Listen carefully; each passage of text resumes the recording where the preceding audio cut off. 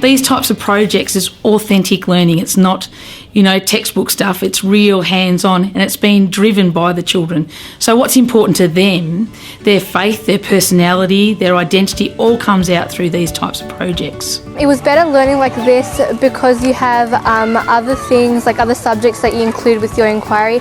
Like it helped us measure the population of the Australian fur seals, and also it included a bit of taking care of the environment, so a bit of our religion was incorporated with the inquiry. The kids, we immerse them, we talk about their wonderings, what do you want to know about, what would you like to find out more about, and then allow them to head off and do it. One aspect that as a whole staff we were looking at was, in a culture of thinking, how do we create opportunities for thinking?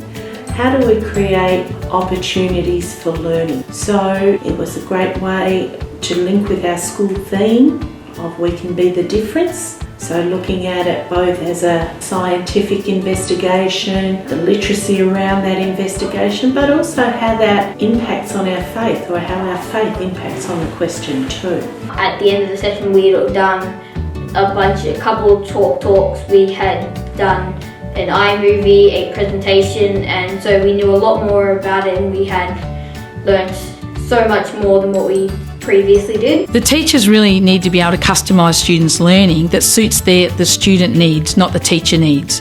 So they need to listen to what their children are saying. They need to be able to develop rubrics with their children so the children know what assessment targets they're trying to hit.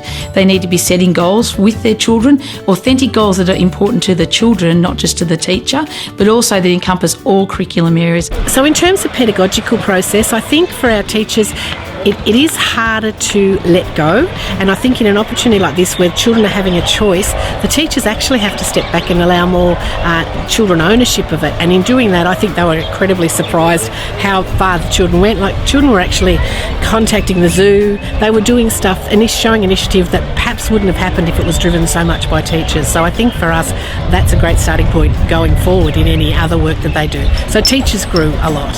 Talking to everyone and interacting with everyone was really great, and having people ask us about what we do and how we're trying to help is just, it kind of inspires us to do more. They're capable of so much more than we could ever believe they are capable of. And the teachers, through changing their pedagogy, have entrusted the children to lead them, and they've supported the children along the journey. And that meant you can't come in on a Monday morning and be organised for the week. You have to see where the children are going to take you that week and go with them for that journey of learning.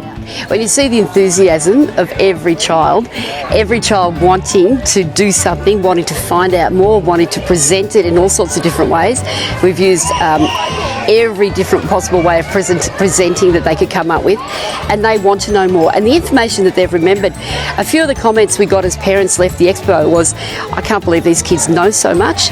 So it's just the passion that the children have and the desire to want to learn is very encouraging for us to keep working through this personalised inquiry. Anything that any level does, it's encompassed by the whole school. So in doing that, you see the teachers be inspired by other teachers and by the students in other levels, and then the kids get inspired. So you actually have this shift across the whole community, and even our families, they were involved in the kids organised a mini fete, so that's got the community on board, and so I think if you can get that holistic change, that's going to impact everybody. The children now know that, if I want to go and ring the zoo and have a conversation with someone at the zoo, I will.